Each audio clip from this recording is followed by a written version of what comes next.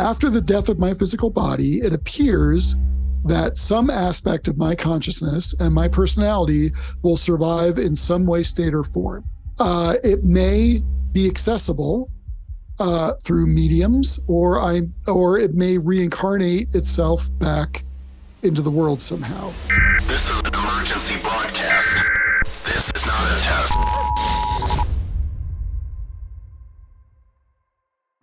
Welcome everybody to the show. Thank you for joining us today. It's Wednesday. We're a day late, but it's okay because we're here and we're excited for this episode. It's a good one.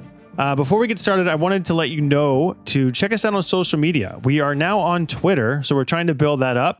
We want to put a lot of content there, episodes, clips, behind the scenes, and much more. We want that to be a place where people go to check us out and see our stuff on the podcast.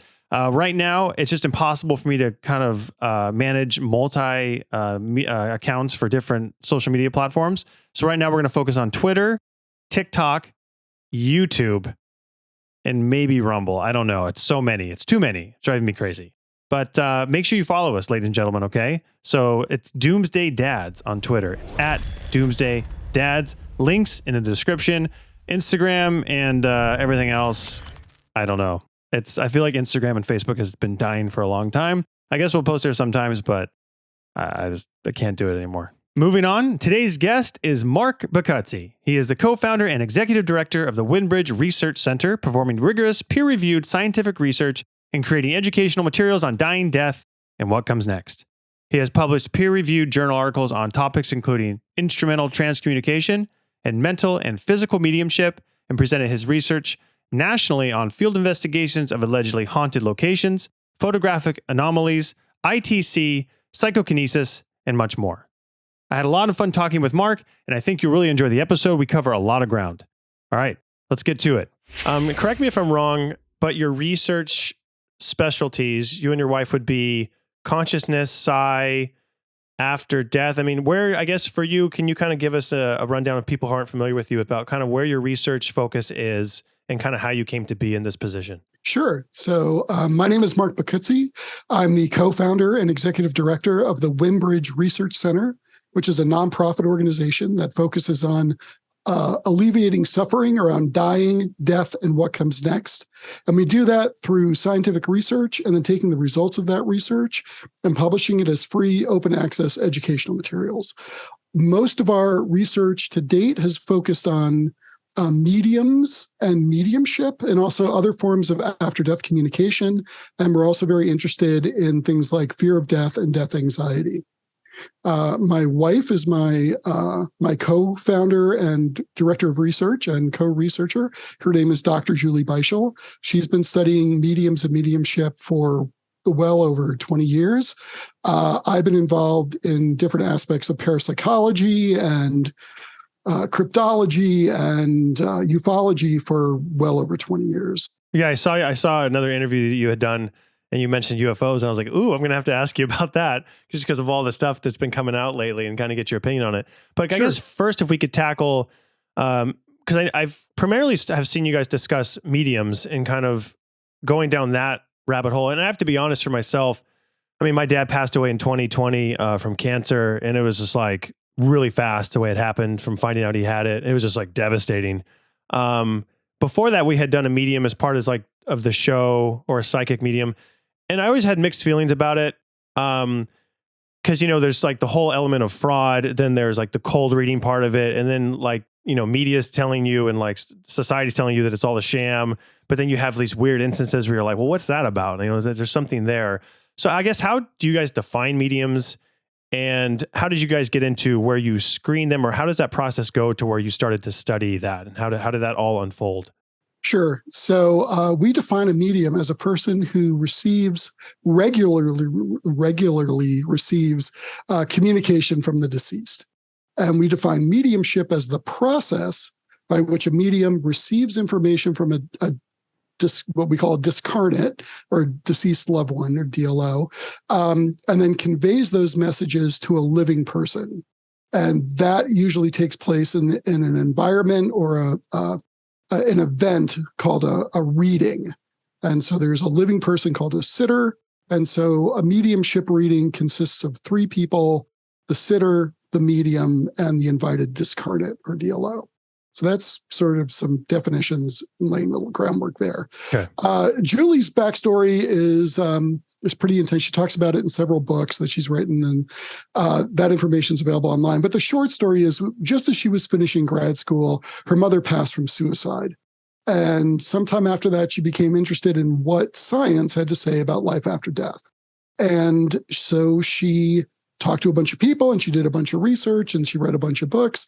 And she said, I should probably go have a mediumship reading. And she learned about cold reading and all those, potential confounds that you just discussed. And so she was incredibly careful about what she did and what she said while she was in the reading. And she took notes and she collected data during the reading. And she found it to be really evidential that the medium was able to give her accurate and specific information about her mother that the medium would have no way of knowing. And Julie was in her grad program at the time. She was getting her PhD in pharmacology and toxicology, and she took that back to her lab and the other researchers that she worked with. And she's like, "Wow, I just had this really weird experience, and I'm trying to figure it out." And most of the researchers were like, "I don't know a lot about that, but that sounds really powerful and interesting." But there were a few that were like, "They're all frauds, and you got shammed," and blah, blah, blah. And my wife has a very strong sense of justice, and she is an academic. And she was like, "No, I collected these data. I was there. I can't believe that all of them are shams. Or like this needs to be studied, and this needs to be studied scientifically and systematically." Mm-hmm. And when she got her PhD, she immediately rolled into a postdoctoral position that funded her to study mediumship. And she did that for a number of years in a university laboratory psychology lab setting. Physical mediums versus mental mediums. What's the difference there? Okay, so our research focuses on modern American secular mental mediums. Okay. And a mental medium, I know it's a mouthful, but it's important, right? Because there's all these, as you said, like there's all this terminology, and there's all these different branches and forms of mediumship and approaches and philosophies in mediumship. And so when we study a population, we have to be really clear about this population that we're studying. So that's our population. So a mental medium is a person, it's sort of as I described previously, that receives messages into her head, and she typically will speak them, though some mental mediums will write the messages down and convey those messages to the living. Would you call that, is that automatic writing, or what is the term there? No? That could be a form of automatic writing. There's a more technical term which escapes me. We don't study that specifically. Okay. There are other labs that study that. So that's mental mediumship. Then there's physical mediumship, which is instead of verbal messages that come out of the medium per se, there are physical phenomena that manifest during a sitting with a physical medium and a group of people. And these can be things like raps or sounds or disembodied voices, lights, movement of objects, what we call apports, things dropping out of the air, and all these sort of what we would call macroscopic psychokinetic phenomena, and or macro PK phenomena for short. So, and that is a whole other line of research where people study physical mediums and physical mediumship, and what that means for the existence of an afterlife and those kinds of things. We don't study that. We focus on, like I said, mental mediums, American modern, secular American mediums. And that's because the reason why we pick that population is because if you were to go to Reddit today, not Reddit, but like some online search service for services that you would hire a plumber or a psychic or whatever, chances are that's the kind of medium you would encounter. Why is that? Has there been a shift? Is it like, do you see, is it overseas you would see more physical mediums versus here? I would say that there probably are more physical mediums overseas than there are in the US. It's just, there are physical mediums in the US. They certainly exist. But for some reason, it's not a skill that people have picked up or have decided to invest in, or it happens spontaneously. It's just not here. And again, we don't study that specifically. Mhm. So it's difficult for me to compare and contrast between these two Yeah. because that's not, why are you not this? Mhm. Right. Is a weird question to ask someone in a Yeah. research study. Right. Now, when someone goes like like the classic Hollywood thing where someone goes in a trance and they're like their eyes glaze over and they're talking as somebody else, would that be considered mental? That would still be considered mental mediumship. That would be considered full trance mental mediumship. Most modern mediums today enter into what we call some sort of altered state of consciousness, but very few of them actually do full trance. Now, I want to be clear here that mediumship is as unique and as specialized as being an artist. Right? Every artist you talk to will have their own approach to how they make art or present art or create art or think about art. And so everything here exists along a continuum, right? So just because I say, just because I'm talking about one specific little piece of mediumship, like most mediums don't enter into full trance. Mhm. That doesn't mean there aren't a bunch that do. Right? Yeah.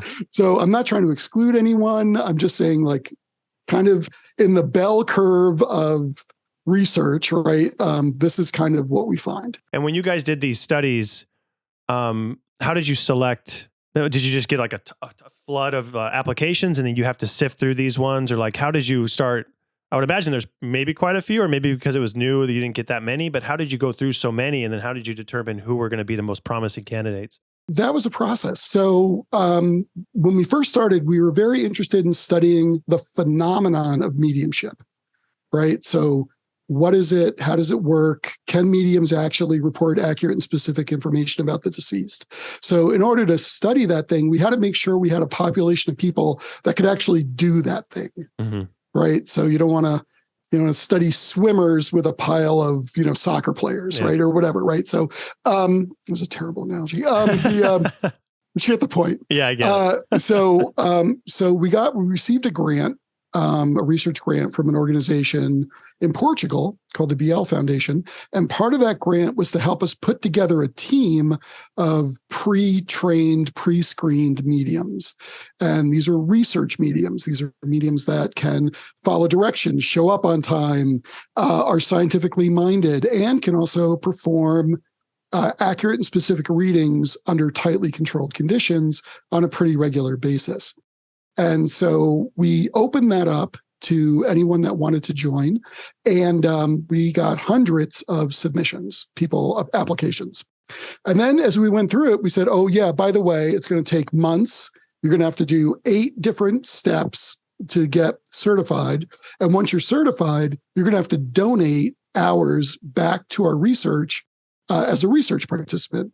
And suddenly the numbers dropped significantly. So a bunch of people self-selected out of this process.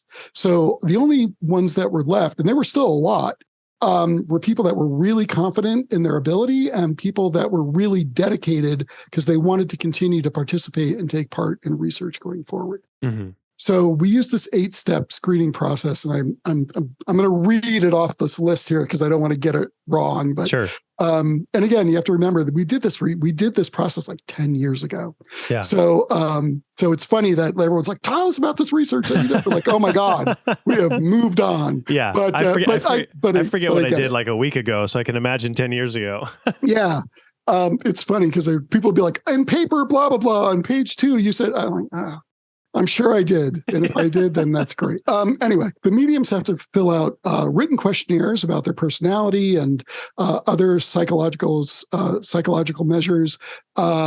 We do just general questionnaires about their abilities and their experiences. They do a phone interview with other members, other mediums that we regularly work with. They do phone interviews with the investigators. They do 2 blinded and so phone readings. So they do a mediumship reading over the phone under blinded conditions. And then they go through our mediumship research training, which includes some grief training and training on the history of mediumship research and human subjects or human participant research protection. And then when they get through all that stuff, then they become a Winbridge certified research medium. And when we started, we had our goal was to get 20, and we achieved that goal. And then we closed the program, and because we didn't need any more, and we ran out of money. The money was over, so the project ended. And so we've been working with that population of mediums and also a broader population of mediums, depending on the questions that we're trying to answer. Okay.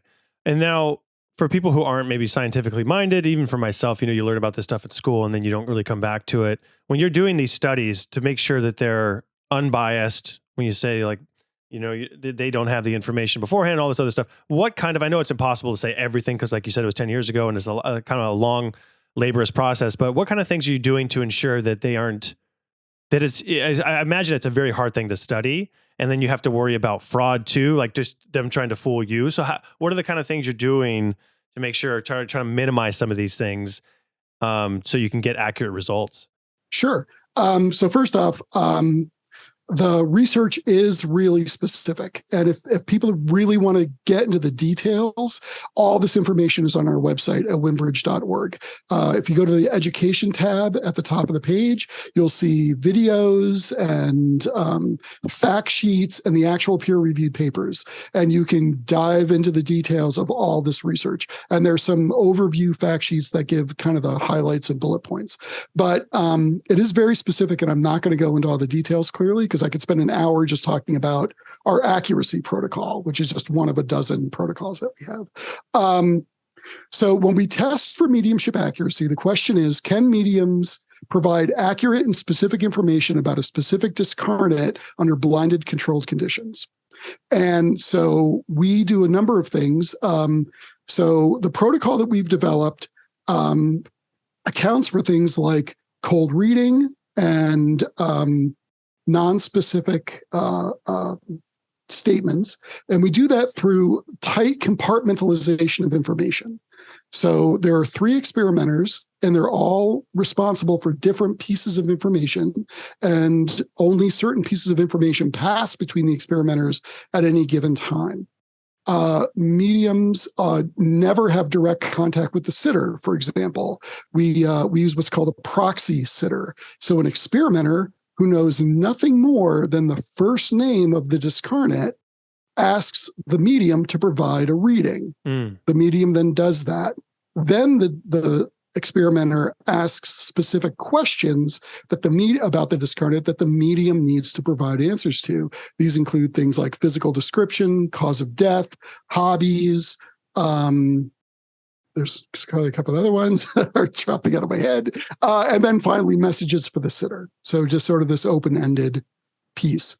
When sitters go to score their readings, they're given 2 readings, and actually a reading that was intended for them and a decoy reading. The readings are formatted into itemized lists, and they're de-identified. So the sitter gets 2 readings. They don't know which is theirs, and they're asked to score every item as for its accuracy using a specific scoring system that we have. And then they're asked to pick which reading of those 2 they think is theirs. So every reading is done in a pair. So so for each data point, we have 3 experimenters, a medium, 2 sitters, and 2 discarnates. And all that data comes together, and then that's sorted and so on. So we control for things like rater bias, cold reading, hot reading, overgeneralization of statements, sitter queuing, and any other kind of information leakage that could get to the medium from information about the sitter or the discarnate. For people who don't know, cold reading and hot reading are what? Sure. Cold reading is when a medium will just start throwing out sort of open-ended questions. I'm going to give a horrible example. So a medium might be saying, I'm getting an M name, right? And the sitter, who in the wild, which is different than a laboratory reading, might get so excited that they'd be like, yeah, Marie or Michael or whatever, right? And so the medium's like, oh yeah, Michael, right? And so a fraudulent medium, not an actual medium, would use these techniques to provide information that make it sound like they're in contact with the deceased loved one. Okay. And we control for that because the sitter is an experimenter who doesn't know that. So the medium might be like, I'm getting an M name. And the experimenter would be like, sure, what else you got? Right? Because they don't know. Yeah. And so that's cold reading. And hot reading is a relatively new thing where people are using the internet in sort of real time or near real time to look up information about the sitter or the sitter's discarnate and like reading stuff off the internet, like obituary reports or historical information or that kind of thing. Just a percentage question. And I know sometimes I ask these with various topics, and if you don't know, it's perfectly fine. But when is all said and done, I thought I saw some numbers thrown around. How accurate were mediums in reporting good information for these sitters? And was there percentages you guys saw? I know they're statistically significant, and maybe you could talk about that. And then also when you broke down like percentages about, maybe it differed a lot depending on the medium, or did you have some that like knocked it out of the park and then other ones who were barely? So we always look at data in aggregate, right? So we always do a bunch of readings. So again, here's the thing about mediumship. It's a human process that involves potentially three people: the sitter, the medium, and the discarnate. And if all three of those things aren't working in unison, the reading is not going to go well. Okay. So if you have an overly skeptical sitter, if you have a discarnate that isn't coming through for whatever reason, or doesn't like the medium, or maybe the discarnate doesn't want to talk to the living person. Who knows? Yeah. Right. Or whatever. I don't want to derail you too much from the percentages, but when you just mentioned, the sitter's doesn't believe, but how does that affect? Do you have any, I guess, is it just mess up whatever? And we get into like weird stuff here, but like the flow of information, however the medium is tapping into that, does it kind of create a block there? Or how come they has to be willing to make that unit work of three people? Because if a sitter is overly skeptical or overly biased about the process or the ability of the mediums, they are more likely to reject factual information or write it off as coincidence or fraud and not accept it as communication. Interesting. Because they will be biased in a very negative way. Yeah. And you probably wouldn't even, like, if it was me sitting there, I could totally see myself, oh, I don't believe this, and you're just dismissing stuff and you're like, not even yeah, that makes sense. Right. And I see that all the time. I see people go through that process all the time. I've told this story before. I'm going to tell it again really quick, which is I had a friend who was trying to learn how to do what's called an out-of-body experience, or how to have an out-of-body experience. So she went to a class and she was doing the thing, and people were reporting like all these amazing experiences. And she was like, oh, I had a feeling. I felt like I was above my body, and I looked down, and then I was like, I fell back into it. It was really quick. It was really short and really small. So that clearly wasn't it. That couldn't have been it. That couldn't have been an actual experience. I probably just made that up. And I'm like, no, that's the classic definition of an out-of-body experience. So if you're experiencing that and you're rejecting it, maybe out-of-body experiences aren't something you want to spend your time on, because you're probably not going to get there, even if one like drops in on you like full, right? So,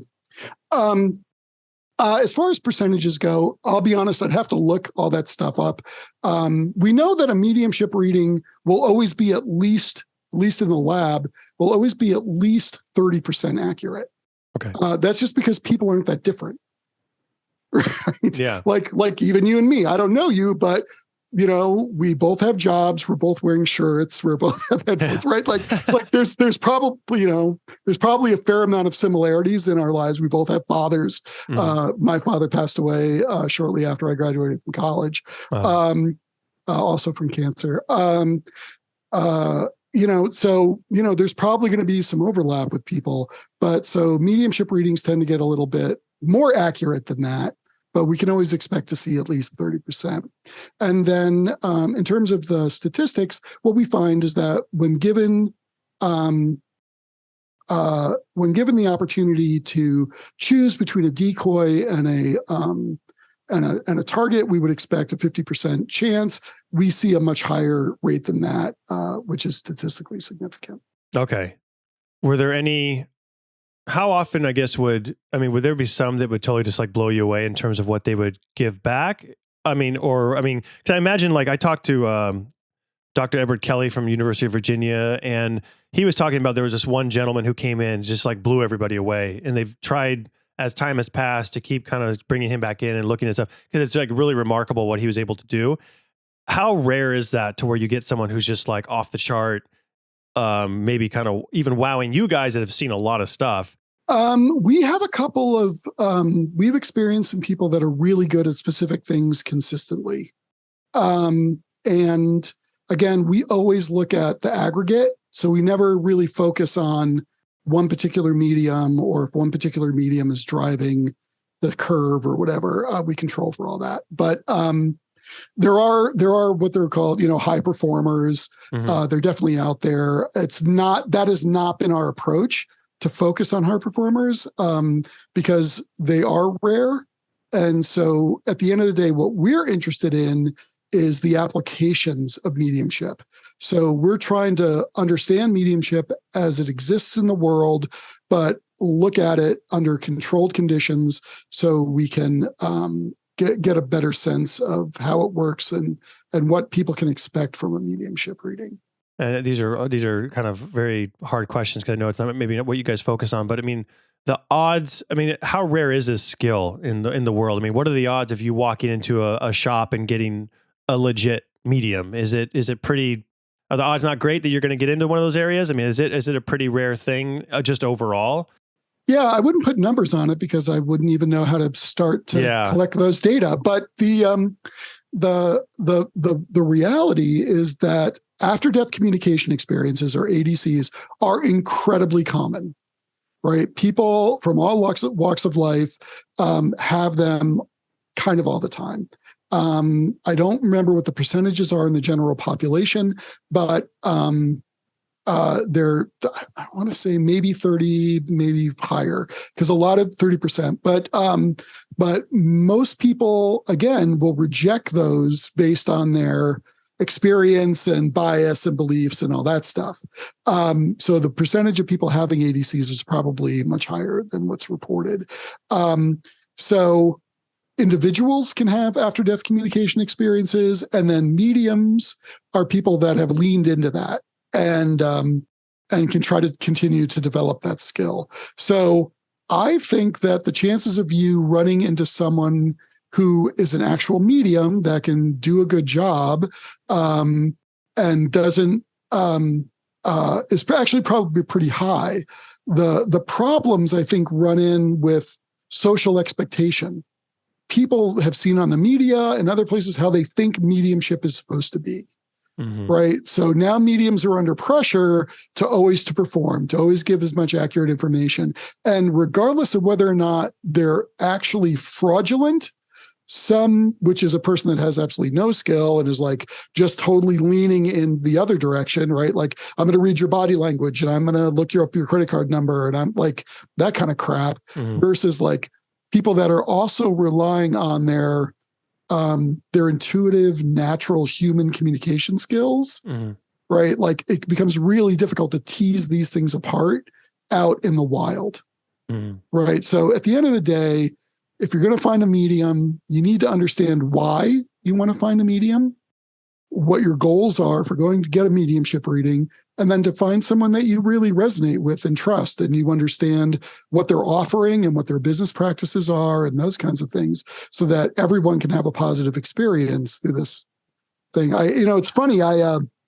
I listened to part of the interview you did with Bernardo Castro, mm-hmm. and I don't know him directly, but I'm certainly well familiar with his work. And it was an interesting interview. And at one point in that interview, he was talking about getting ready to do mega doses of hallucinogens in order to trigger a spiritually transformative experience. He didn't use that term, but and he's like, I waited till I was 35, and I went to a doctor and I had him check my heart and my liver to make sure that I was physically capable of doing this. And I did research and I knew what I was getting into and I understood the dosing and I did small processes along the way. And then when I was ready, I did to a person I trust and I did a thing and blah, blah, blah, right? So we had this whole protocol set out from I want to do this and all the steps in between till he actually did it. Mm-hmm. And that protocol has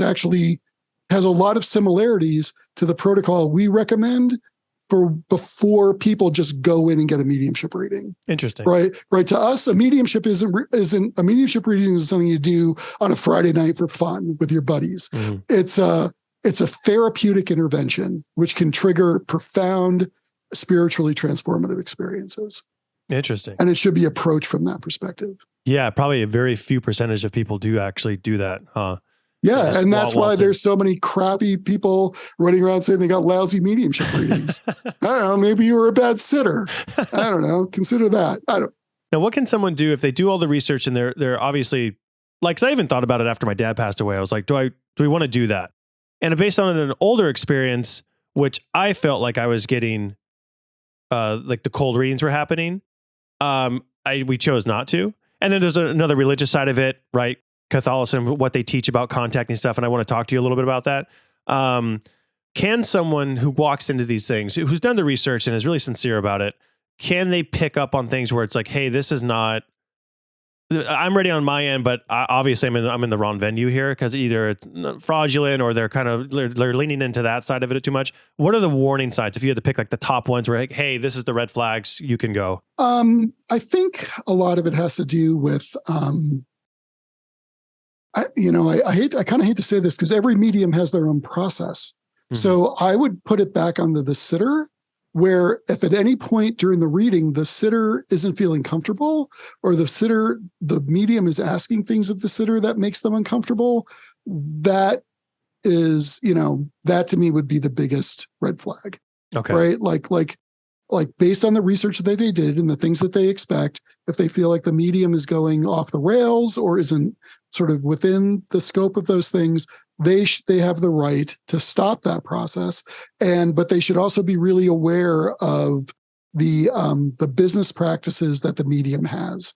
So they should be well aware of refund policies, what they should expect from a reading. The medium should be incredibly transparent about all of their business practices, like any good professional that you would hire to provide you with a service. I think that a medium will ask some questions because it's helpful for them to know that they're kind of on the right track. But I don't think a medium, I don't want to tell people how to do their jobs. Yeah, right? I totally get it. But my experience has been that accurate mediums have provided me with accurate readings, asking minimal questions. Okay. That's mostly just, hey, I want to contact this person. Help me out here. Now, the other piece to remember here is that the medium seldom has no actual control over who they contact or who drops in to them. Okay. They can request, but anybody could come in. Oh, okay. Right, because just as I want to talk to my dead mom doesn't mean my dead aunt isn't going to show up, or my dead dog, or anything is possible. Okay. So again, it's a fluid process. It's art. It's more like art than science. I don't know if that's probably the closest analogy that makes sense I can get to. And so my suggestion would be to do as much research about the medium as you can prior to scheduling a reading and all that kind of stuff. The many mediums have very extensive websites that talk about their background, their experiences, their process. They'll use specific language that may or may not resonate with you or another sitter.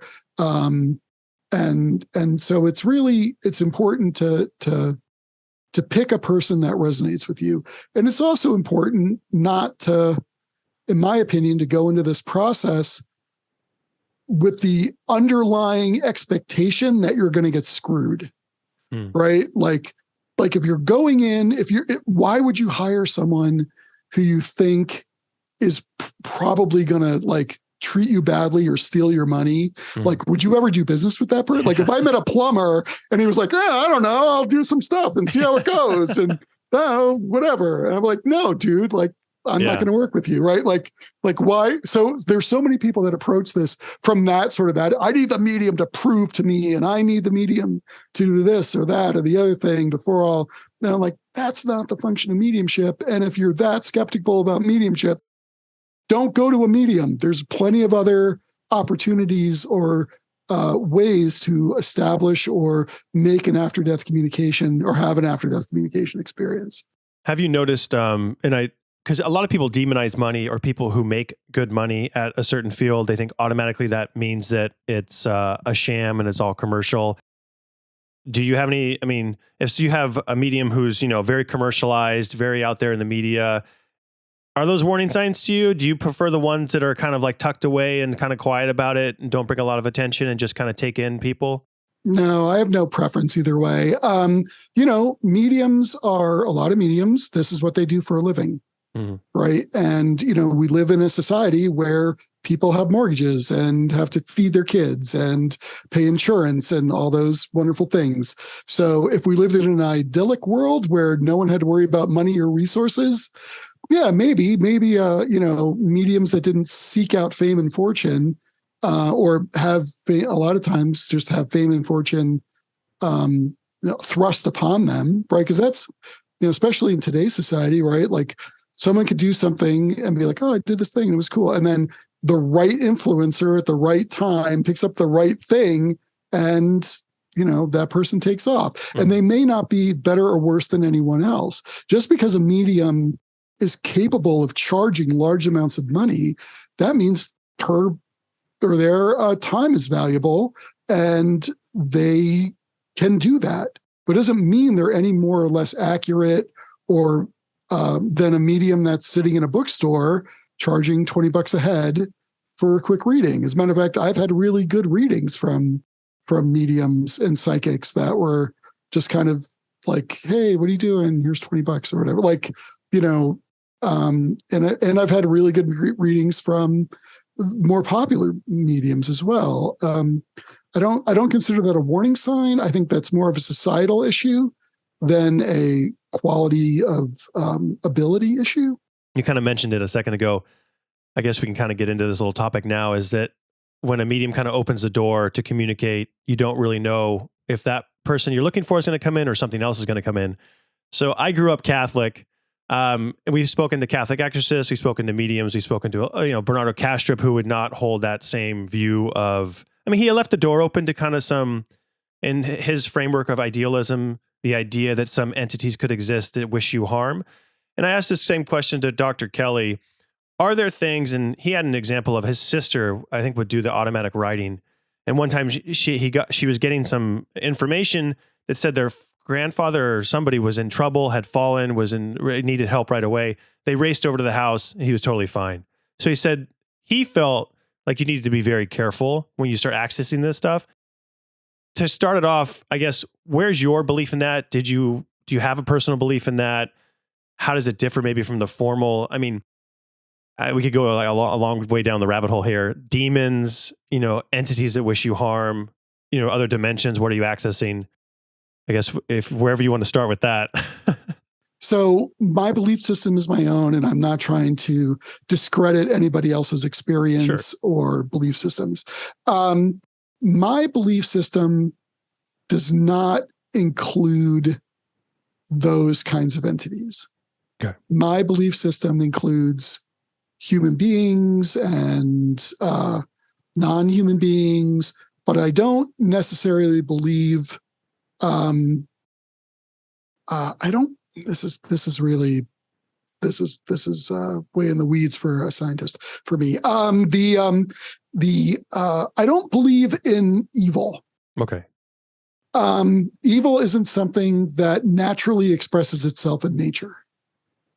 I think human beings are capable of great evil, based on whatever the societal norms are at the time.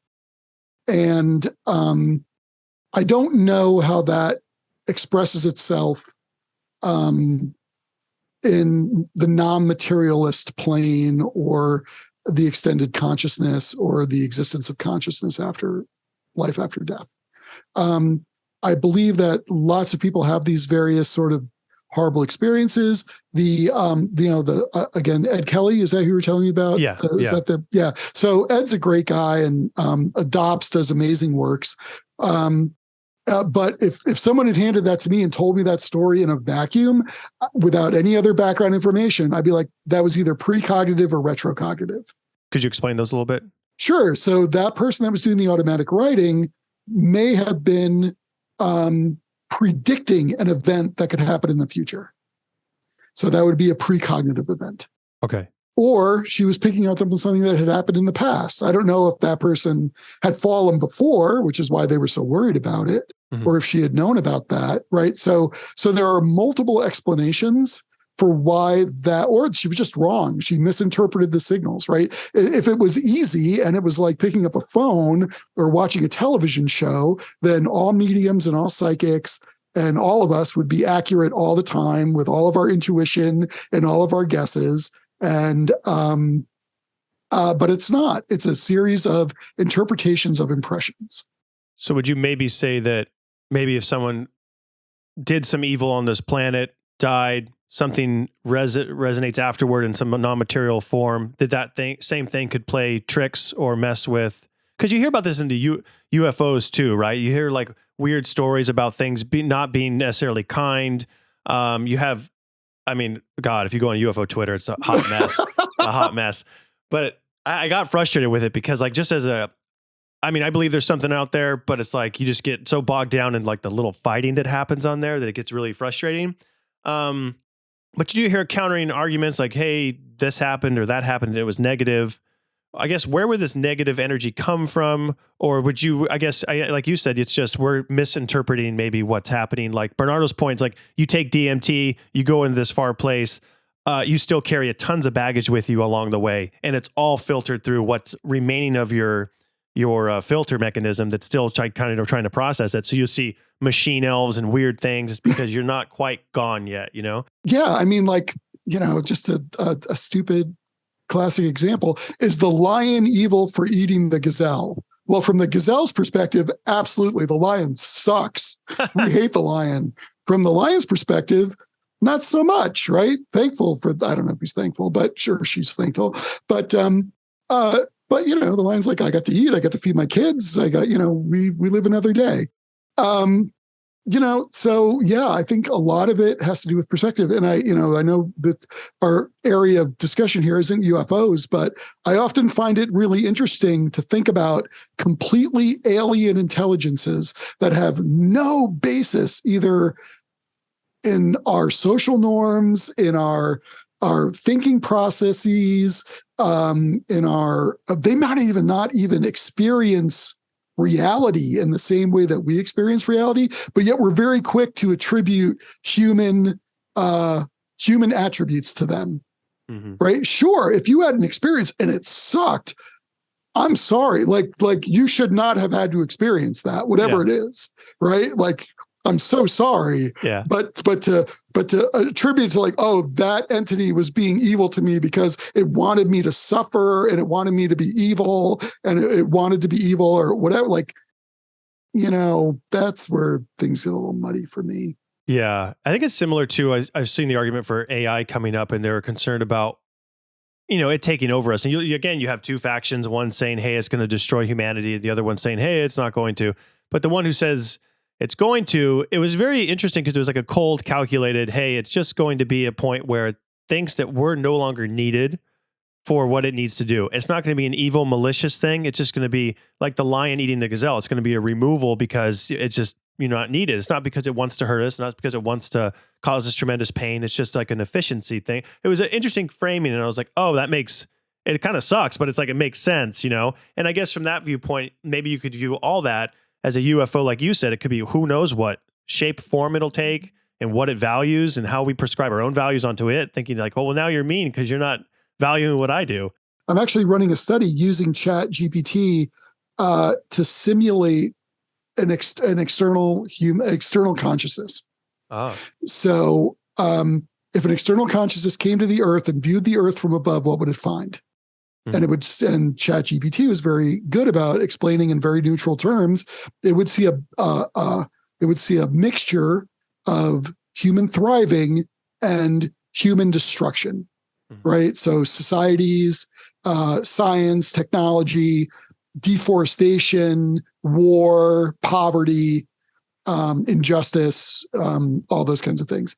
So if you were an external intelligence and you were looking down on Earth and you saw all these things, right? And you went, well, there's a lot more of the planet that's being destroyed than a lot more of the planet that's not being destroyed, or there's a lot of these wars going on versus all these wars, like whatever the balance is, like what would you choose? How would you choose to communicate with that society? Would you mimic these positive things like, oh, we're going to do kindness and compassion and technology? Or would you be like, oh no, these are clearly a warlike civilization and they have no respect for the environment or whatever. So we're just going to mimic that. They're killing cows, we'll kill cows. They're wiping out the forests, we'll blow up some stuff, whatever, right? Like that's how they think of it. Like, again, like that's how humans think of themselves. That's part of the picture that humans put out into the universe. Mm-hmm. But if you're just looking at it from high up and with no judgment. I just want to ask you one more question on UFOs and we'll jump back to the mediums. I am not an expert in UFOs, by the way. It's so hard though, because I've been looking to, I want to cover it, but I want to cover it from like a logical, almost like a scientific point of view. And it's very difficult to find people who will do that or have a discussion about it. So it's been like a weird, that's the one subject yet we haven't really cracked into really hard yet because it's been iffy. But I guess just to cut down to it, what do you think they are? I mean, what do you believe that this whole thing's about? I mean, no one knows. But I mean, I've heard, accessing other dimensions. Maybe it's just us from the future. It's another reality that's always been living here. We just haven't been able to perceive it. I guess your best guess with the information we have right now. Yeah, that's really interesting. That's a tough question. The thing about ufology is that it is so multifaceted, right? I remember the first UFO conference, kind of, Coachella of UFOs. Anyway, conference I went to many, many, many years ago when I was living in California. And I was like, holy crap, this is so vast, right? Because you have like the engineers who are like, how do we travel faster than light? And then you have the conspiracy theorists who are like, how are we reverse engineering technology from aliens? And then there's the experiencers who are like, I've had a horrible abduction experience. And then there were other people that were like, I had a really profound healing abduction experience, and so on and so on and so on, right? So there were just multifaceted versions and views and experiences that people were having and all these different parts. So right now, the big buzz is UAPs, right? There's weird stuff in our airspace and we don't know what it is. And the military's taking it seriously for the first time. Sorry. Some people have argued that, the military has always taken this seriously. This is for the first time. This is the most recent time it's been pulled back into the public spotlight. Yeah, for sure. I've read the Wonders in the Sky by Jacques Vallée. I think he goes over all the historical references to UFOs, religious references that all seem to kind of have similar descriptions. It's really mind-blowing when you really take the time to dive into it. Right. And then even the government itself, right? They had Project Blue Book and they did this whole public thing and they were like, hey, it was terrible. And then, oh, look, it went away, but it didn't really go away. Right. And then whatever. So, I don't know. I mean, honestly, I don't know. I think that there are definitely these mundane explanations for some of the phenomena, sensor glitches, whatever. But there's definitely smarter people with me that have access to more data than I do, that are saying there's some things here we can't quite explain. Yeah. So whether or not it's extraterrestrial, that's the other thing too, is I always get frustrated when people are like, there's no way aliens could come here from another planet. You're like, I don't understand that. Right. Yeah. Like you don't understand alien biology. You don't understand, like maybe they lived for 1,000 years and they're cool with radiation in space. You don't freaking know. Maybe Earth is really hostile to them. So they space is a more natural, but who the frack knows? Yeah. Again, I'm not a biologist and I'm not a exoxenobiologist. Right. So whatever. I just find, I don't know. I'm really interested to see how this stuff plays out. It's something I'm keeping my eye on, but I don't feel comfortable putting forth any theories about what they are or are not at this point. Yeah, and it's hard for you. I know you're in a position of being like a scientist and you're researching stuff, so you don't want to be out there in the far weeds, probably making all these different claims, on a podcast, and then people try to use that against you later. And yeah. Because I personally think we're never going to know. I'm very pessimistic in that sense. I don't think the government's ever going to tell us. I think they're going to hold it and hide it. I'm like, why in the world would they have any incentive to tell us anything about this if it indeed exists? Because it's like they always say, it's a game changer, right? If you want to talk about a bunch of monkeys down here fighting each other over millions of years, it's like, well, like that's going to change once we find something that's like a game changer, Yeah, I've been really interested. I've asked this question to a lot of people, like, how would it change your life if you knew today that aliens, some sort of alien intelligence, had been in contact with the government? They've constantly violated our airspace. There's nothing we can do about it. They abduct people and they kill animals, cows and horses indiscriminately, and they fly over our nuclear power plants. They observe our military, and that's just the way it is. Yeah. How's that going to change your life? Sleep tight. Yeah. Are you gonna shelter in place? Or are you gonna like go down the survivalist prepper road? Or are you going to just like, fuck it, I'm going to work tomorrow. I still got mortgage to pay. I know that's my go-to move, but, right. Like, and I had a sociologist, who took this topic very seriously, far more seriously than I did, honestly. And in all earnest, he was like, we have no idea. This is a profound game-changing moment we've never experienced in history. And he equated it to the falling of the wall in Germany and Russia, right? So the day before, Russia was like, "Oh, we're good," right? And then the day after, they're like, "Ah, shit, all this is different," right? Like, right? So yeah. So I don't know. We don't know. Yeah, it's pretty interesting. I think it would crush. Well, religion in a sense. I think I don't know if you'd have some panic on the fringes, like, cause to your point, I've heard that too. And, they randomly abduct you too. I think it would scare people and rock people. I think you'd eventually have a shift because it doesn't destroy the concept of a God or a consciousness, right? Just because there's something else that exists with us. Mm-hmm. So I think eventually you'd have that realization, but I think initially, I don't know. Everybody has a meltdown. I remember when COVID first hit and like the shelves were empty and the toilet paper was gone. And it was just like, so imagine if what you said comes to pass. Right. Exactly. Mark, the toilet paper thing was the worst. Oh anyway. My God. That was insane. But I guess, I'll shift this back to mediums. Sure. So regarding kind of evil things that happen or spirits that happen, I'll give you a quick little story. When we did one, there's this device that's like chalk. It's not like a Ouija board, but it has like I don't know, I forget what you call them, but the little like thing that can slide. A planchette. A planchette, yes. And there's a little piece of chalk in it. And it's like a chalkboard, and you all put your fingers on the edge of it, and then it does this thing. I was with my friends and my brother, and we definitely were skeptical going in.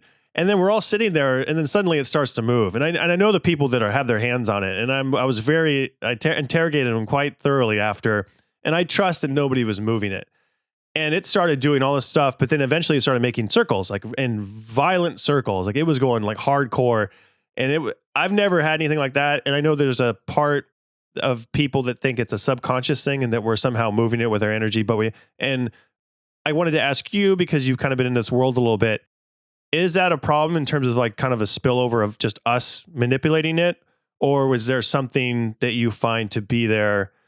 Like, I find it really hard to think that was me subconsciously doing it, because I was like deliberately like, don't move your fingers. And the thing's just flinging around. Tell me what happened. Well, yeah. So Ouija boards and planchettes and things like that, they have a long history and they're difficult to study. But yes, there is definitely a thing called ideomotor response that could be responsible for people moving things around. When we study Ouija boards, for example, we use a planchette, but the planchette has pressure sensors and thermal sensors, and we thermal image everything. So I know exactly how much pressure any individual is putting onto the planchette at any given time. That's cool. I also know how much heat transfer there is between their hands and the planchette. So if they're adding a little bit more pressure or doing something else, right, we can check that. So there are ways to study this in the lab. And there are other people. There's some other guy that did this really interesting study where he actually photographed. He had a video, and he's using AI to track the motion of the planchette versus like when people did it versus when the planchette was actually moving under some. I'm going to use the word paranormal, but I hate that word. Some sort of paranormal means, and he showed. His math showed that there was a statistical difference in acceleration and slowing down versus when people were intentionally doing it and those kinds of things. So I can't speak to your specific experience, but there's nothing in that experience that makes me say that was inherently a negative experience, right? So the question becomes, why do you interpret that as a negative experience? Because it was outside of your normal experience and was frightening because it was new and unusual? Or was there something about it you were like, my gut feeling inside is that something really evil is trying to like hurt me? Yeah, for myself, I didn't have the gut feeling, but it was just so out of the norm. It was like, whoa, I was not expecting that. Right. And a lot of people are. And that's true with a lot of, like, whether it's an after-death communication experience or some sort of other sort of spontaneous psi phenomenon. Psi is a term that means telepathy, clairvoyance, precognition, and psychokinesis. We lump all those words together into the Greek letter psi, which is like the trident kind of thing. And it's spelled PSI. And we just call it psi. And so when a lot of people have these spontaneous or unexpected psi experiences, it's so out of the norm for them that they often, depending on their belief systems, will either reject them as that didn't really happen, or they will attribute some sort of negative connotation to them, especially in today's media climate. I can't tell you how many people have contacted me and said, there's a ghost in my house and it's evil and it wants to kill me. And I'm like, well, why? Why do you think the ghost wants to kill you? Because it keeps making noises. Well, there's a big difference between a ghost that's making some noise and a ghost that's trying to stab you in the face. Right? Like, yeah, sorry. Right. Like, I know this whole line of inquiry is going to get me in trouble, because I know that there are people out there that sincerely believe that there are entities in the world, and there are whole philosophies that include this, that are malevolent and are coming into people's lives or coming into our world specifically to do to create hardship and trauma and I don't want to say that those people are wrong, because I don't know. They could be perfectly right, but my data and my experience moves me in a different direction. Is there anything that you would look at from the other argument if you had to, like, what would they call it, strongman their argument? Would you be like, okay, I'm open to that possibility because, X exists or Y exists? Is it just based on the subjective experiences that you leave open the door to that possibility? Yeah, I would say because of the way people interpret those experiences and then the impact that those people have, that, again, science is all about probability, right? We don't know, right? No one can say that's true, and that's not the way science works. I'm open to most possibilities, and I'm open to changing my position in light of new data. Mm-hmm. So if there was new data that came along, or new some sort of experience or controlled experiment, or I would reevaluate that belief. Do mediums ever shut readings down out of either? I know maybe not a negative. I mean, did you ever have mediums who believe in that negative energy and they'll like stop it if they don't feel like they're getting to the right person or entity? I feel like that has not been the case with our mediums, but I can't speak to mediums at large, right? Because a lot of that has to go with whatever belief system that they bring to the table and what they're open to and what they might be expecting. And again, not because they're wrong or whatever, it just like my friend that had the out of body experience, like maybe some of the mediums that we work with may experience those things, but don't interpret them as evil or bad. They're just, well, that's the communication we're having, or that's this particular person or whatever. Right. So, the interesting thing is that the thing that seems, so I know we're talking a lot about evil, but I think we need to talk about love. Because honestly, when we look at the data, love is the most Prominent. Thank you very much. The most prominent emotion that mediums report. Well, and to mirror that, it's like when I talked to Dr. Bruce Grayson about NDEs, and even some people who've had them, like overwhelmingly, a lot of the held beliefs before, whether it's structured religion, whatever they prescribe to, everything focused on love, acceptance, and an overwhelming sense of peace when they were there, and they would come back with a different message than necessarily they had going in. So it's interesting to say that the mediums also echo that. And so can you talk a little bit about when they're communicating with this entity, was it just a feeling or was it words? How do they describe that flow of information? So we studied this empirically. So we ran a study where we got mediums and we said, listen, mediums, you're going to do some readings for us. Some of those readings are going to be for dead people. Some of those readings are going to be for living people. We're not going to tell you which are which, and they're all going to look the same to you, but we're going to measure various aspects of your experience, your phenomenology of giving those readings. So we had the mediums and we gave them sometimes they were asked to do a psychic reading for the living person, but they didn't know it was a psychic reading. They just got the first name of a person like they would in any of our protocols, our accuracy protocols. And then sometimes they got the first name of a deceased person. And they gave those readings. And then we said, okay, tell us about your experience. And we used an instrument, a survey called the Phenomenology of Consciousness Inventory, and it measures 26 dimensions of consciousness. And the mediums would fill these out, and then we would look at all the data. We'd unblind so we could figure out which surveys went to which reading type. Mm-hmm. And the dimension of consciousness that was significantly higher in the mediumship readings was love.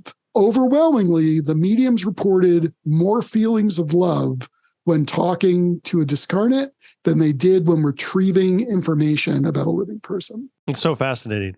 Yeah, it was a cool study. We published it. It's in the Journal of Near-Death Studies. There's some fact sheets on it online.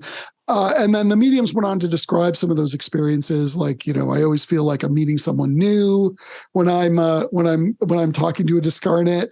Retrieving information from a living person is kind of like sorting through old dead information, for lack of a better term. So things like that.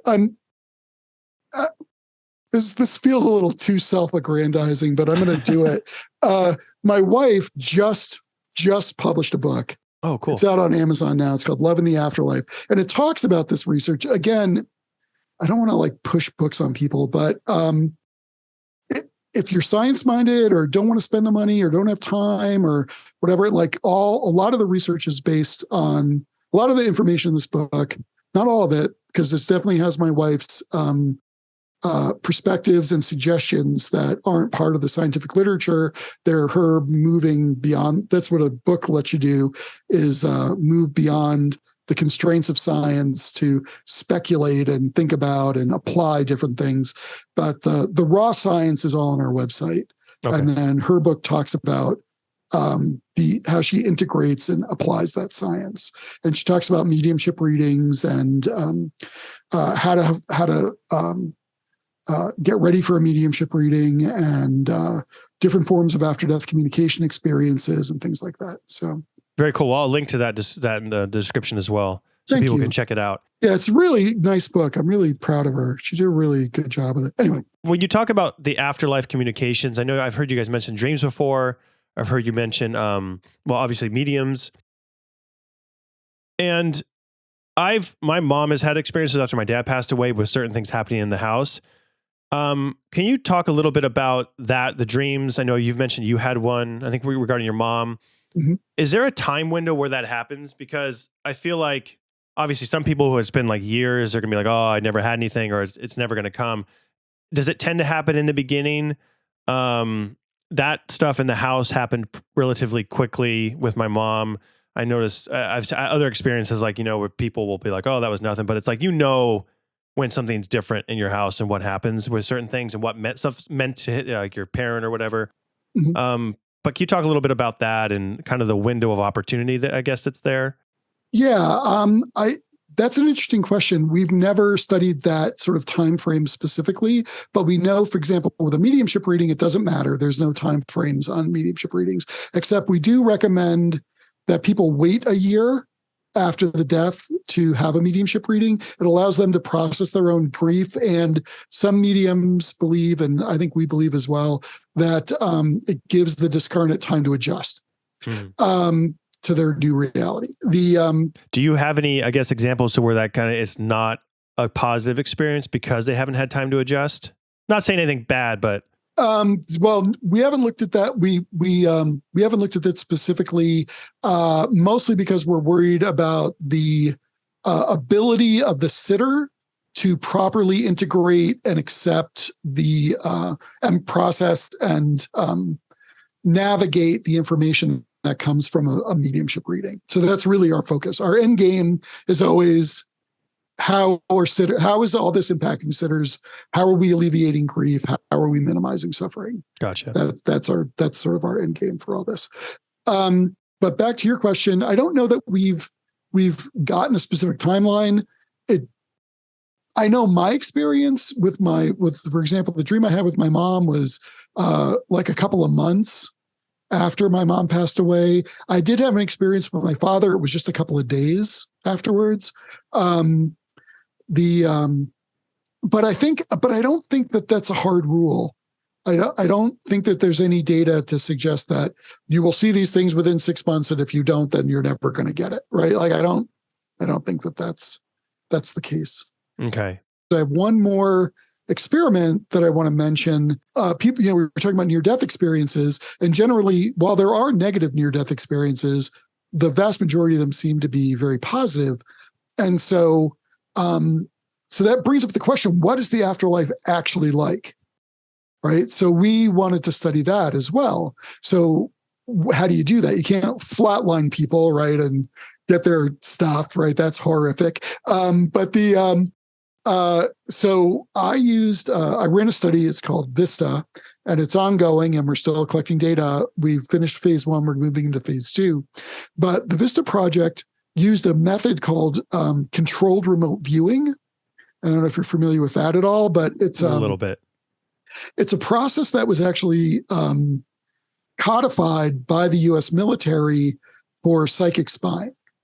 And if you're interested in that, there's a documentary called Third Eye Spies, and it's really good. And it talks about the history of remote viewing and the Stargate project and the government's use of psychic spies.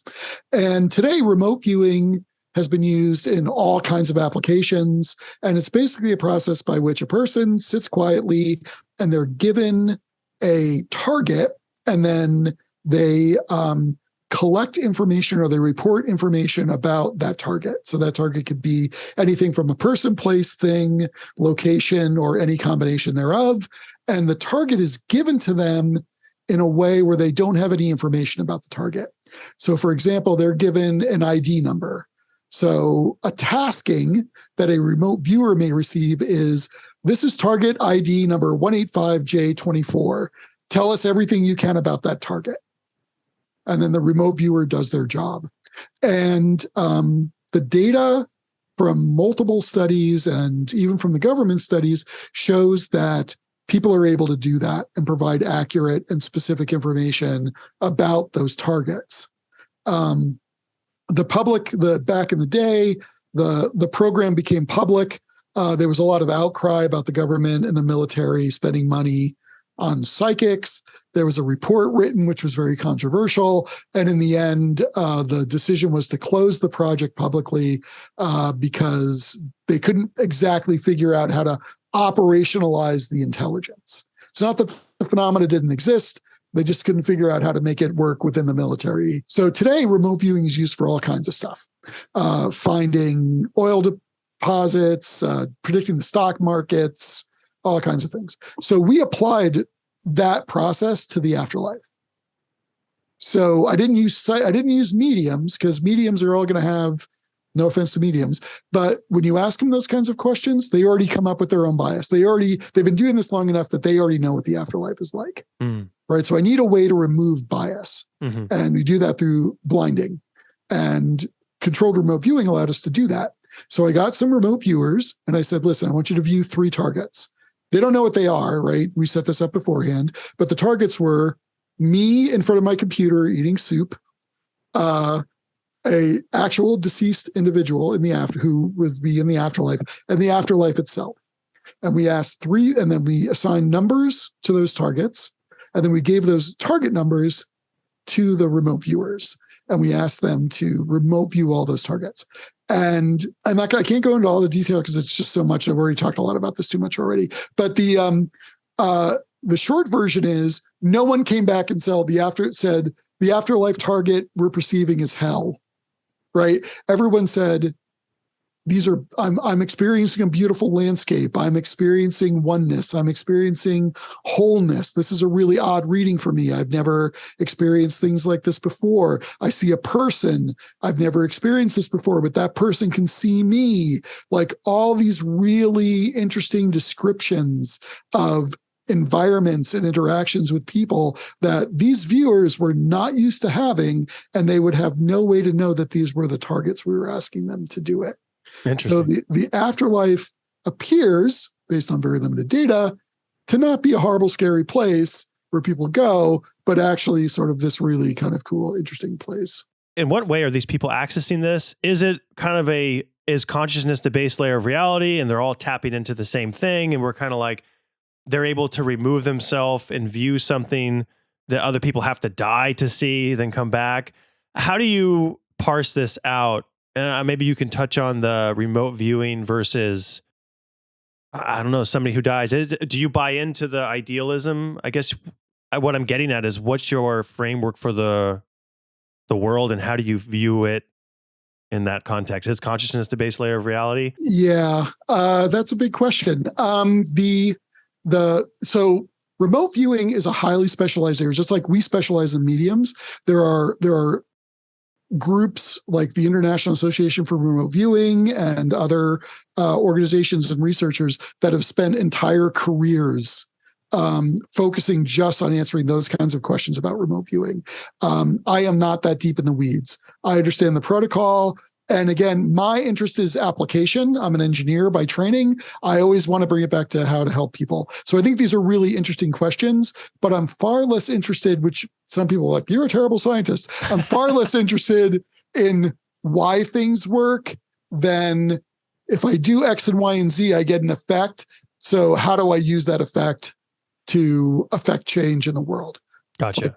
Right. So, yeah. So my current sort of mental model of the universe is, I guess the primacy of consciousness is sort of there. Although, again, the debates between the subtleties between various philosophical forms or philosophical worldviews is a little bit above my pay grade.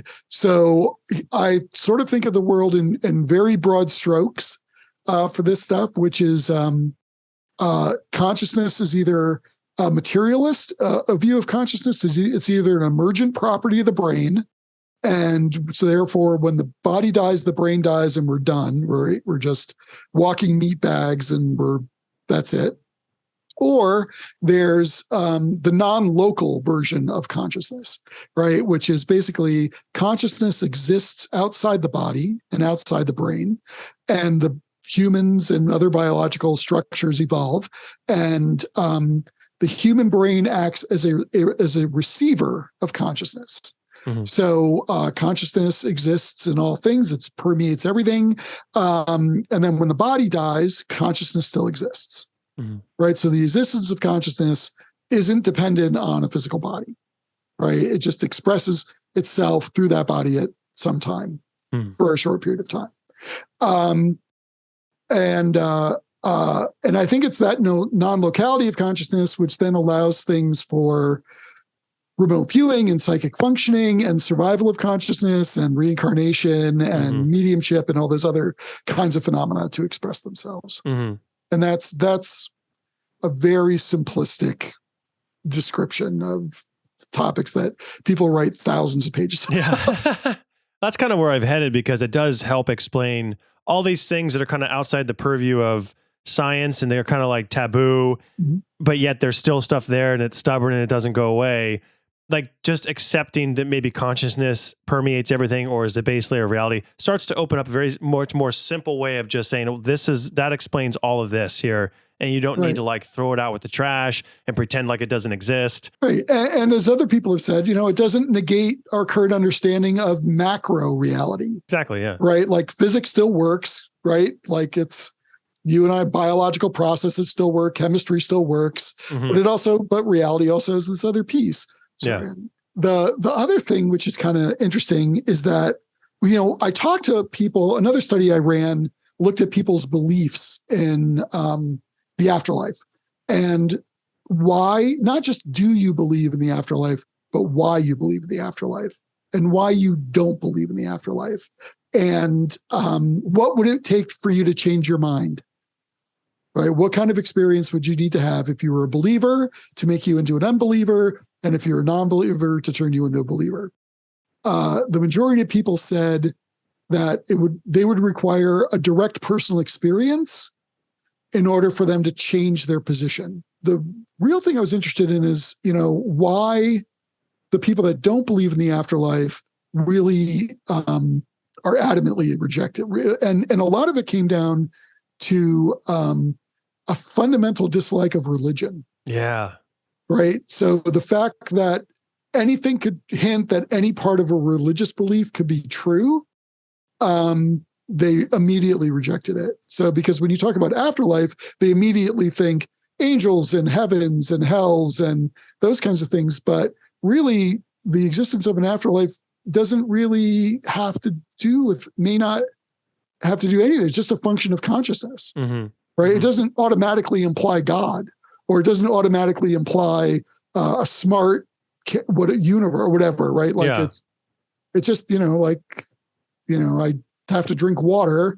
Well, my consciousness survives after my body died. Like it's just something it does. Yeah. It was interesting because like to Bernardo's point, it was like it wasn't the all knowing, the all loving. It was like a consciousness that was evolving and using us as to learn and to know about itself. Like, and so it's a drastic difference in the traditional God. And so I know some people that they don't like that. But to me, it makes more sense in terms of the viewpoint of suffering and why you have, things happen in the world that tend to be like not, love, just all love. I mean, there are sad things that happen. It is kind of chaotic. But then when they go back, there's like a oneness and a feeling of your wholeness now and peace because you've kind of returned home. So that's interesting. Did you dig a little deeper into the dislike of religion? Was it due to rules? Was it due to childhood trauma? Or we didn't dig into that piece of it. That is a whole different survey. Yeah, that would be an interesting survey to dig to unpack some more of that information. But no, that wasn't the function. That wasn't the purpose of this particular study. The real interest was, do people know what it would take for them to change their minds, and what would that look like? Gotcha. Right. Because I'm really interested in that. Like, I'm interested in how, the mission of our organization is education. Right. And we believe that through education, we can alleviate or help mitigate suffering around dying, death, and what comes next, right? So if we can educate people about the potential survival of consciousness, about the fact that the afterlife may not be as horrible as some of the other press kits have told us they are. Sorry, no disrespect. Eternal damnation, right? Exactly. Maybe this can alleviate some of the death anxiety that people feel, right? This existential terror management that we all sort of deal with. So for you, after death, what happens? Well, for me personally, I can tell you what I draw from the data. After the death of my physical body, it appears that some aspect of my consciousness and my personality will survive in some way, state, or form. It may be accessible through mediums, or it may reincarnate itself back into the world somehow. But beyond that, I don't really know. It seems that the data that we have about the afterlife seems like the afterlife is an interesting place, but I don't know if it's someplace where if that's an endpoint or if we go on from there. I have no data around what that means, what that is about. Yeah, so that's a completely unsatisfying answer to your question. I think that's pretty good based off, because you're basing that off of what you've seen, what data you've seen, you draw that conclusion. That's not, hey, this is wishful thinking, this would be nice.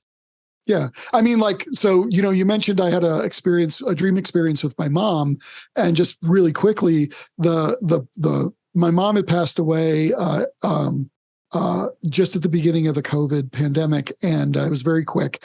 And, I had a dream about her a few months later, and I basically came into her world where she was in an art studio, and she was making beautiful art. And my mom was always an artist, but she worked for a living, and she raised 3 kids, and with my dad, right? She wasn't a single mom, but she worked hard, and she never had the time to pursue her passion of art. And in the afterlife, she got to do that. And she got to create beautiful things and be around people that loved her. And I thought, cool. Wow, that doesn't suck. No. Right? Because I was raised Catholic as well. And I was always like, the afterlife, that's going to suck. And then I moved into science. I was like, thank God science says there's no afterlife. I can just die and be done with this. And then I went back into afterlife research. I was like, God darn it, there's an afterlife again. Now I got to deal with that. And now I'm coming to the point where I don't know, maybe the afterlife won't be as horrible and as exhausting as other people have made it sound like it's going to be. So were you kind of an atheist before? Did you kind of go down that road a little bit in terms of, I'm going to leave this behind? Yeah, I think I did. I think I was an atheist. I definitely was. I was definitely in the camp of annihilation, right? There was definitely something very comforting about the fact that when I'm done with all this nonsense, I can just not have to think about it anymore. Yeah. And I think when we started eking into data that started to show that the afterlife was real before I really got a better sense of what it might be like, I was like, this is just going to be more bureaucracy and paperwork and stuff to do. Anyway, but I think I've moved past that, and I think the afterlife could be okay. I'm not saying I want to die, and I'm not recommending people go there beforehand. And but I think when we're ready, I think it could be another interesting adventure. If you could pick a couple things, I don't know if you've ever heard anything, because people love to hear kind of real life examples or anecdotes that they can go, oh, interesting. For mediums recalling information, are there things that you've heard them recall that have floored you, that really kind of put you back and go, wow, especially early on, maybe when you're just starting down this road, and maybe you had questions too, is this a thing, whether it's a personal experience from a friend, not even in a study. Are there things that really kind of solidified that talent for you? Or was it a cumulative just over time and seeing it done over and over again? So I had some mediumship readings on my own, and I found some of those to be really interesting and evidential, and they weren't under controlled conditions. They were just personal mediumship readings. And a couple of those things were interesting, especially when it came to people talking about the relationship I had with my father. My father and I did not get along. I moved out of my house when I was 16, and I didn't really have much contact with him until I graduated from college. And he had been diagnosed with cancer, and I spent the last maybe 2 or 3 months of his life being his primary caregiver. And my dad and I covered a lot of ground in those 3 months. And I think we came to some really interesting closure. And it was some of those experiences that were related back to me through the medium that really sort of convinced me that there was something going on. And so that's a personal experience. And then just being involved with the research, right? So just seeing the numbers and the way the numbers roll out and the way people, the way the mediums respond to various surveys and are able to provide specific kinds of information. The other thing that we do that we didn't talk about at all is the applied research, which is looking at mediumship as a potential therapeutic intervention for grief. And we've published on this, and the reactions that people have to mediumship readings. The people have these profound changes in their life after a near-death experience. We see also for some people under certain conditions, I'm not recommending this, I'm not a healthcare provider, there's a lot we still don't know, but a lot of people have really profound positive healing experiences after a proper mediumship reading. Is there a danger to people looking for stuff and searching for this thing and wanting it to happen too much? Yeah, I think, yes. Danger is a strong word, but, I think people need to expect the expectable. They need to understand that it's a process, that different things are going to happen to different people in different ways. There's no wrong way to do it. Again, we think of a mediumship reading as a therapeutic intervention. So you really want to go through a protocol and a process before you lay down your $200 or your $20 and get a mediumship reading. Mm-hmm. It's not something you just do casually. The spontaneous experiences can happen all the time, but you need to be open to them. We have a medium.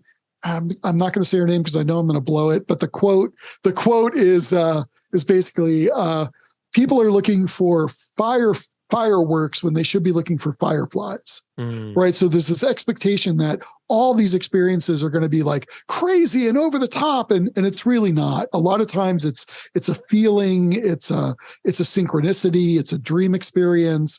It's these little things that make you feel connected and loved by and with, to your loved one. How is mainstream, I put that in quotes, I guess, science accepting your guys' research? Do you guys get a lot of pushback? I'm sure this is a whole nother topic really to go down, and do you see, I imagine there still is pushback. Do you see that changing in the future, or what do you think needs to happen for that to be more accepted? Yeah. Yes, we are rejected. All of our findings are primarily rejected from anything that looks like mainstream science.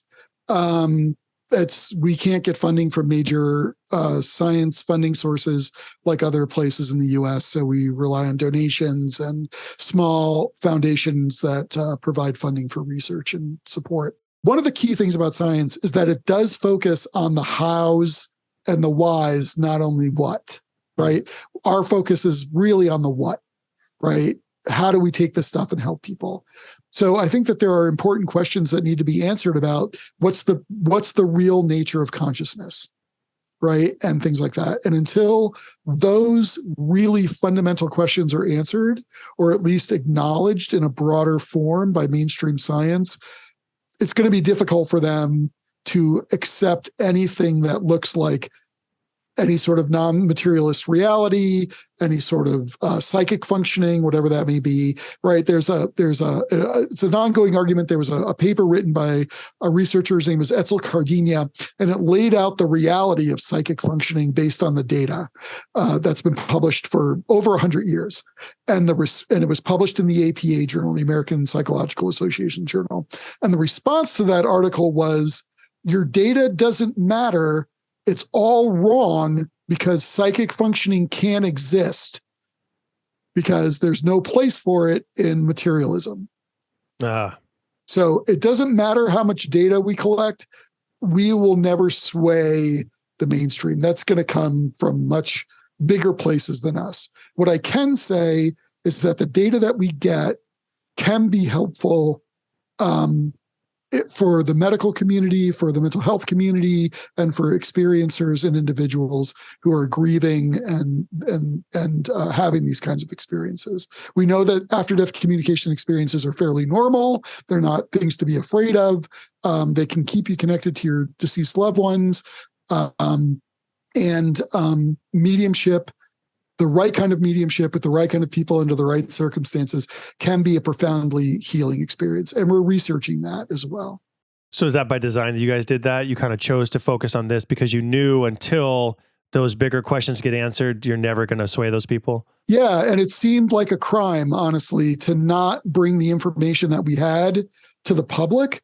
If we can help some people, like, again, only 17% of the population needs to know that there's scientific consensus to change their view of, they need a personal experience. Right. So that was important to us.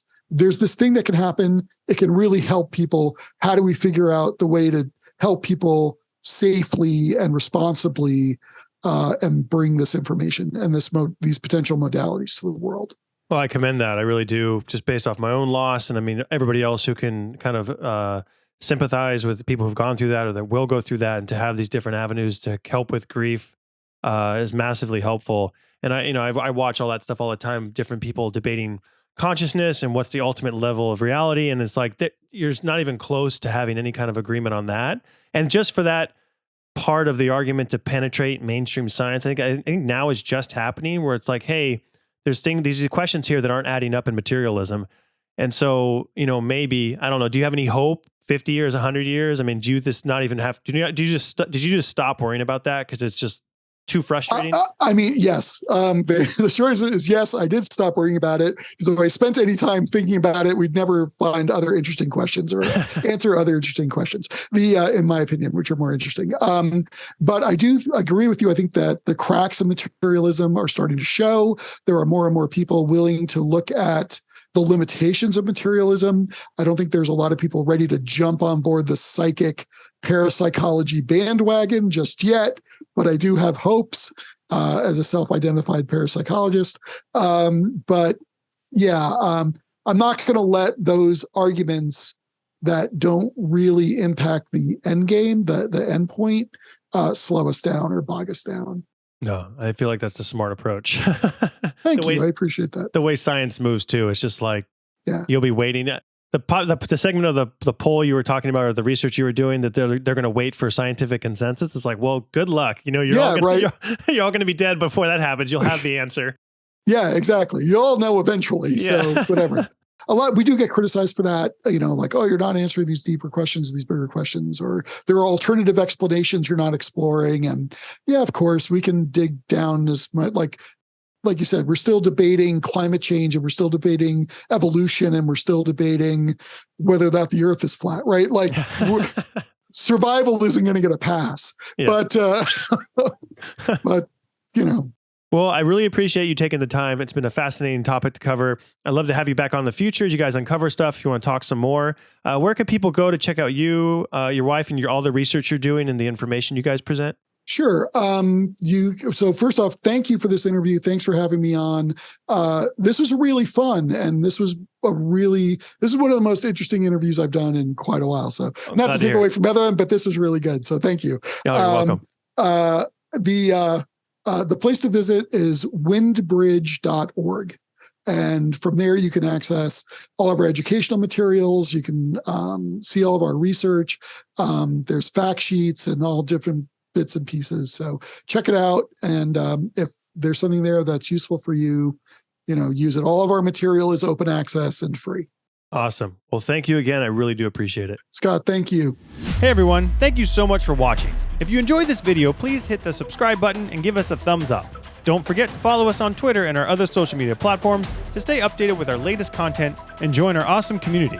You can find the links right down below in the description, and also feel free to check out these suggested videos popping up right now. We'll see you at the next one. Learn, prepare, survive.